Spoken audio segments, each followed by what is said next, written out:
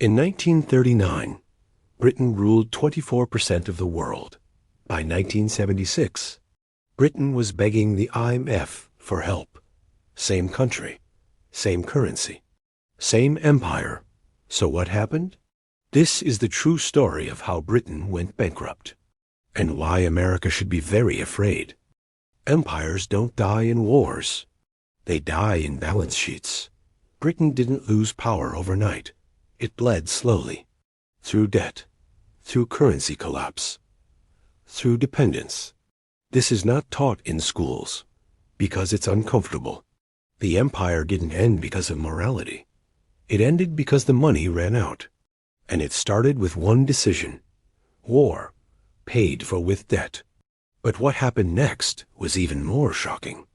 The illusion of power before World War I. Britain was the world's banker. The pound was global money. Trade cleared in pounds. Debt was owed to Britain. Britain was the largest creditor nation on earth. Then war arrived, and Britain chose borrowing over limits.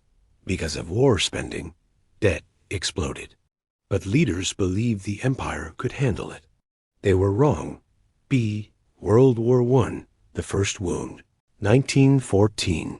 Britain enters World War I war cost. £35 billion. Debt jumps from £650 million to £7.4 billion. An 11x increase. Because of this debt, Britain sells assets, borrows from America. For the first time, Britain owes more than it owns. But the real twist was still waiting. See World War II. The breaking point then came World War II, even more expensive, even more destructive. Another £28 billion spent. By 1945, British debt reaches 250% of GDP, worse than Greece at its worst. Because of this, Britain is no longer powerful.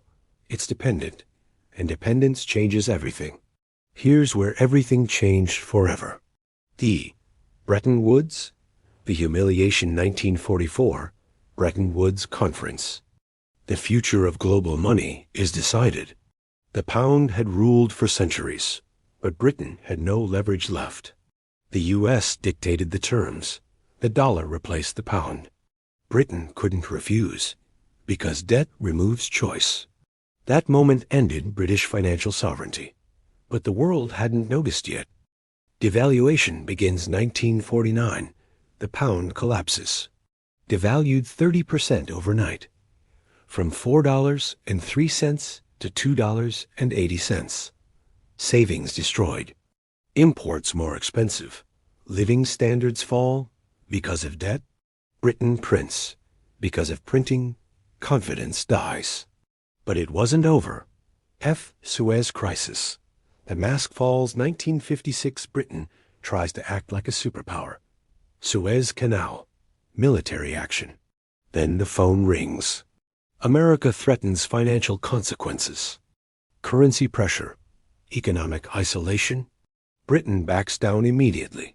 Not because of morality, because of money. That's when the world realized Britain was no longer in charge. However, the real pain was still ahead. Repeated collapse 1967. Another devaluation. 14% gone. From $2.80 to $2.40. Same problem. Same cause. Too much debt. Too little credibility. Then came the final humiliation. 1976. IMF begging 1976. Britain runs out of options. It begs the IMF for help. Loans come with conditions. Budget cuts. External control. Britain takes orders from international bureaucrats. The empire didn't fall. It ran out of cash. Now look at America today.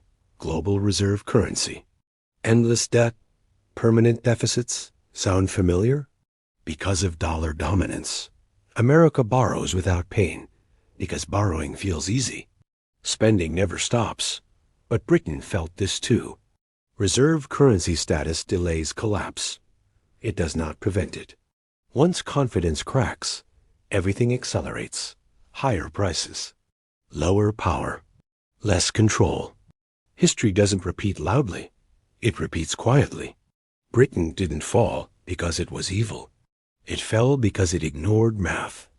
Empires don't die from enemies. They die from debt. If you want more deep, untold stories like this, the kind they never teach you, subscribe, because the next collapse is always invisible. Until it's too late.